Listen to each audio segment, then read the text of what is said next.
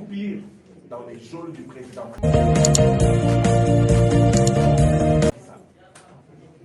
Et donc nous exigeons aujourd'hui plus que jamais la libération de tous les otages politiques.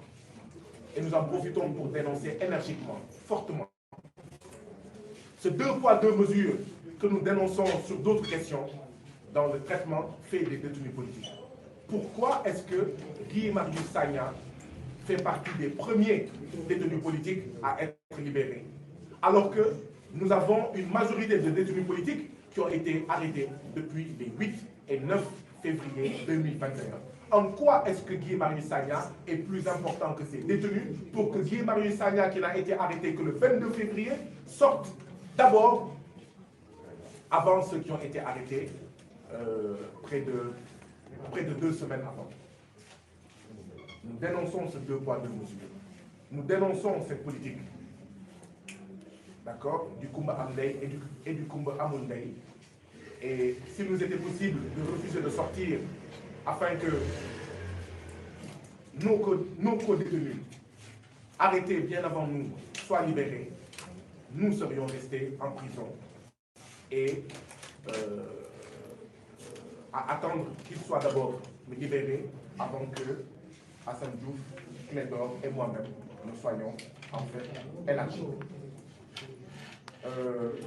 Nous exigeons donc la libération de tous les détenus et nous dénonçons le banditisme d'État et les méthodes dignes d'un État voyou dont l'État, sous administration du président Macky Sall, s'est rendu coutumier. J'ai été arrêté, comme vous le savez, le 22 février dernier. Je suis sorti de ma maison pour aller acheter à manger. Et c'est 300 mètres après qu'une voiture de la DIC s'est arrêtée à ma hauteur. Et 4 personnes en sont sorties pour m'informer au milieu de la chaussée que j'étais en état d'arrestation, me présentant une carte illisible avec la pénombre et me conduisant manu militari à la DIC. Depuis lors, j'étais entre les mains de l'État néocolonial du Sénégal. Vu que l'État du Sénégal pratique un banditisme d'État, nous allons dire ce que cet État-là a fait pendant ces 30 jours. À la DIC, avec tout ce que la DIC symbolise, il m'a été posé des questions qui ne devraient pas être la préoccupation de la DIC au moment où des directeurs, des ministres, des gens liés au président Macky Sall détournent à coups de millions, à coups de milliards les deniers publics, contribuant à maintenir l'État du Sénégal dans le peloton si peu enviable des 30 pays les plus pauvres du monde. Ainsi, à la DIC, il m'a été demandé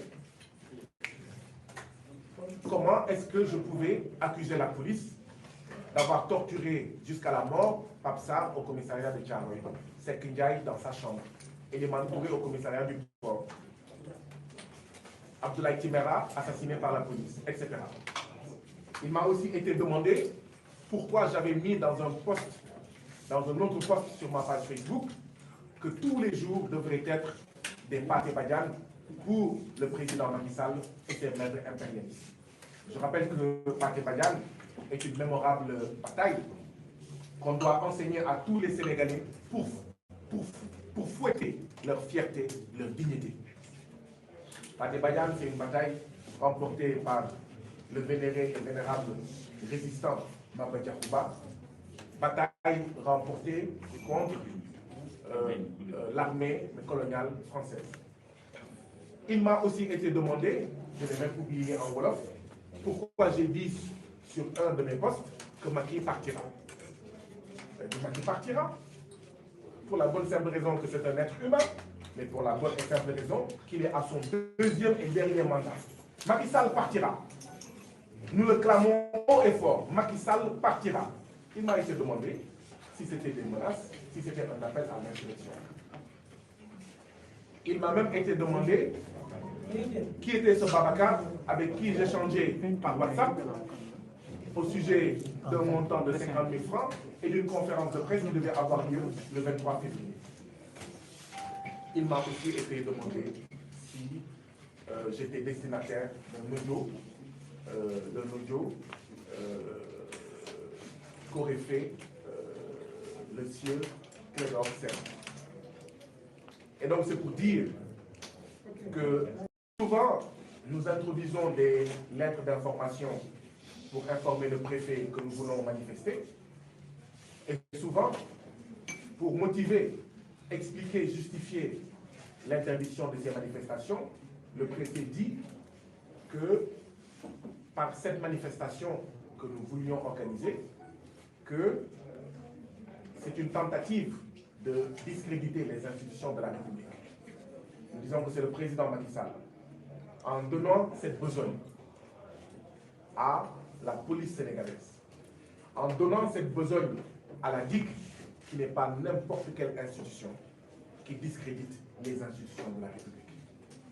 La DIC, les autres institutions de la République ont mieux à faire que de parler d'histoire et de géographie, que de discuter de Pathé Badiane et Tutti Kanti. Et donc cela montre tout simplement que nous avons une justice néocoloniale.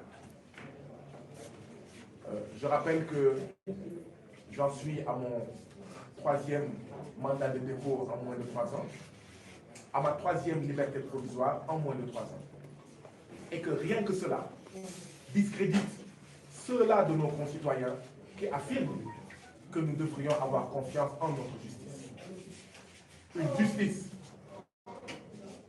qui, pour des peccadilles, qui, pour des bêtises, décerne des mandats de dépôt, décerne des libertés provisoires, cette justice-là, nous ne pouvons avoir aucune confiance en elle.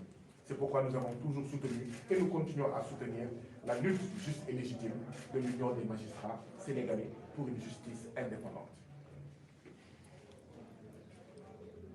Mais cela montre également que l'État du Sénégal lit nos messages et nous met sous écoute, sur écoute.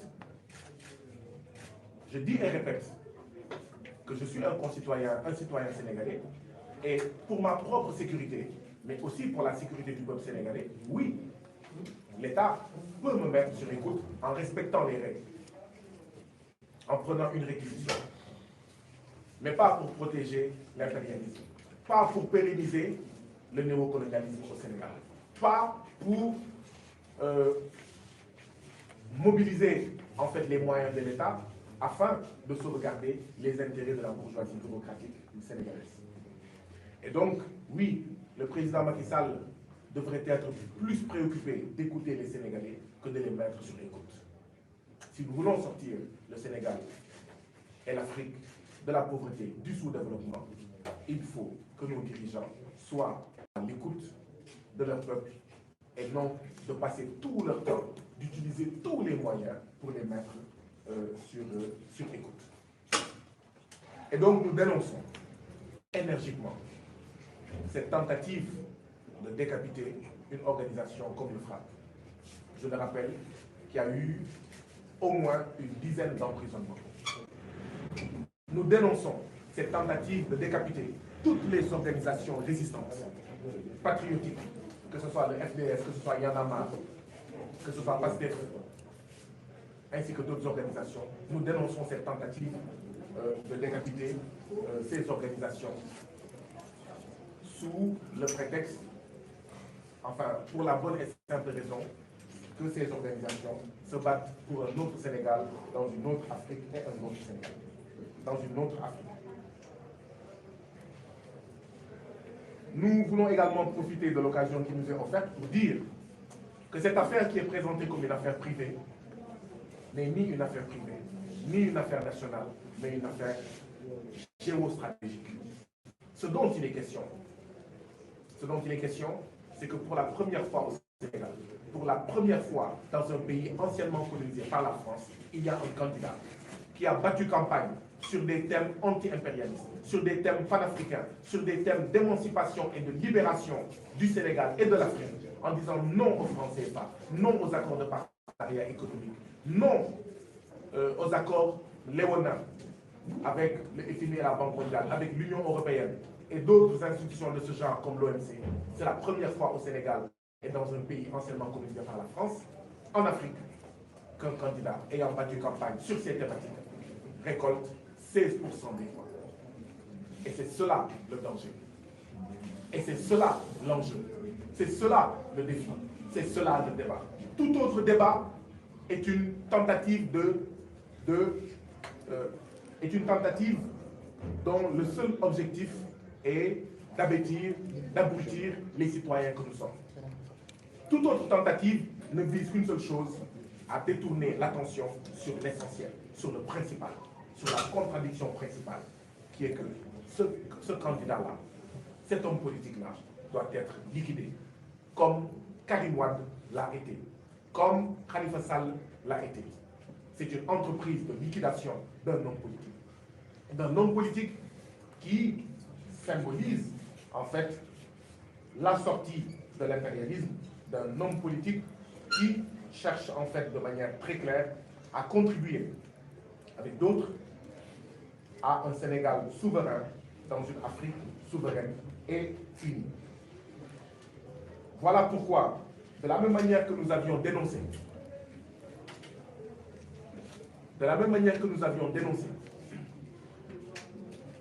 la liquidation du candidat Karim Wade, la liquidation de M.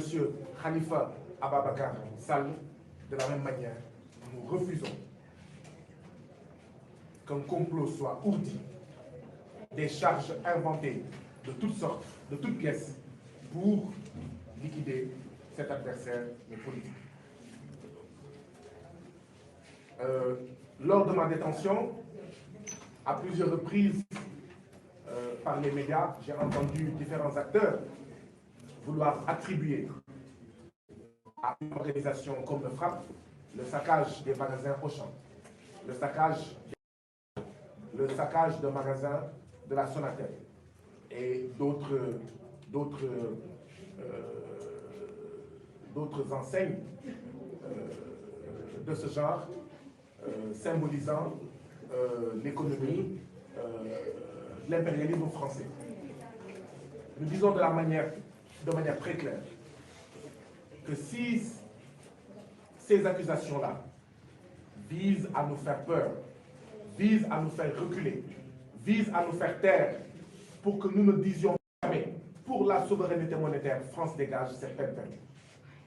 Si l'objectif visé est que de nous empêcher de dire Auchan dégage, Carrefour dégage, et d'affirmer sans embâche que nous préférons défendre les intérêts des commerçants sénégalais plutôt que les intérêts des commerçants impérialistes, c'est aussi peine perdue. Aujourd'hui, plus que jamais, nous disons Jihadis go home. Aujourd'hui, plus que jamais, nous disons armée française hors d'Afrique. Aujourd'hui, plus que jamais, nous disons bateau de l'Union européenne hors des mers d'Afrique. Parce que nous pensons que nous devons défendre d'abord les intérêts des pêcheurs africains, des pêcheurs sénégalais. Nous devons d'abord défendre les intérêts du peuple africain. Nous ne sommes pas anti-français. Nous avons eu à le dire, à le répéter. Nous avons des camarades français. Nous avons des camarades français. Berthelot en fait partie. Ceux qui suivent les questions des APE savent qui est Jean-Jacques Berthelot, pour ne citer que lui. Nous avons beaucoup de camarades français, européens, américains, qui disent non au franc CFA, qui estiment effectivement qu'un pays ne peut pas se développer tant qu'il n'est pas souverain sur le plan monétaire. Et c'est ce que nous disons. Nous éprouvons même de la solidarité pour le peuple opprimé français, dont 600 agriculteurs se suicident chaque année. Le président Macron, au lieu d'armer le président Macky Sall, de lui donner des grenades lacrymogènes et des armes, de lui donner des militaires français qui se retrouvent dans les chars de combat sénégalais, devrait s'occuper des agriculteurs français qui se suicident à cause de sa politique catastrophique, capitaliste, libérale menée en France. Et c'est valable pour tous les autres présidents de pays impérialistes.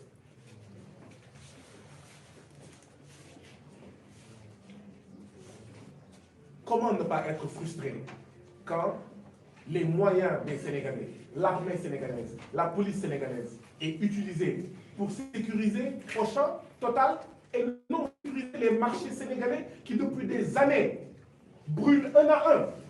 Vous ne restez pas un mois sans qu'un marché sénégalais ne brûle. Avez-vous déjà entendu la police mobilisée, les chars de combat mobilisés, les gendarmes mobilisés pour sécuriser nos marchés?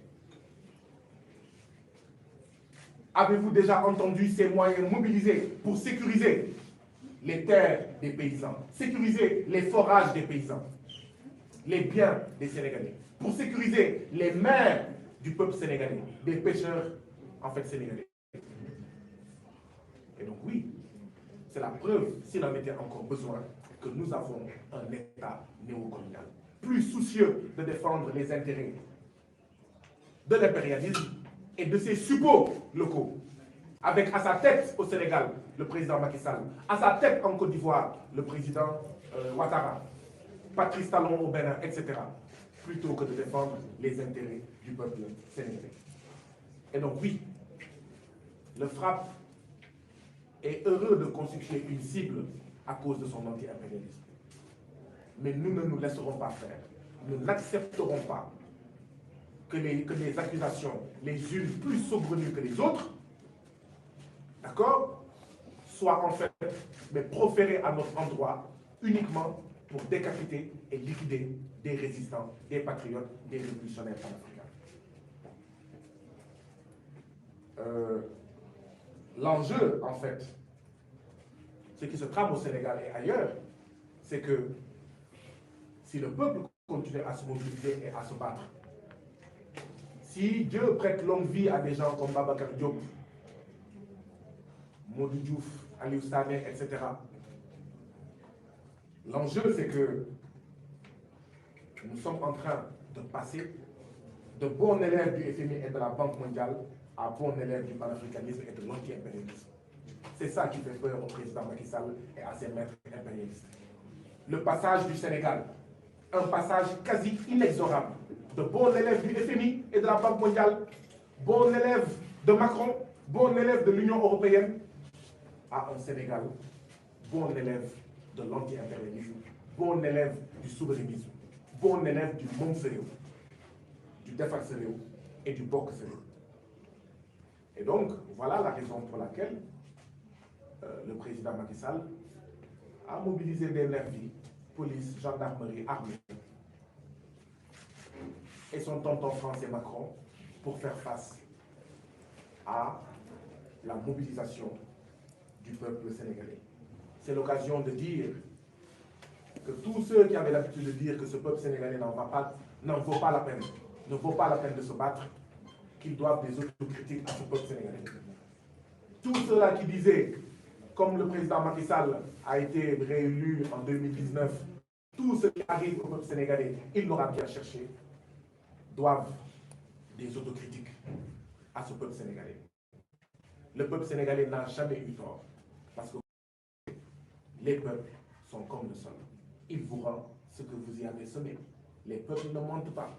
Vous y semez de l'arachide, il vous rend de l'arachide.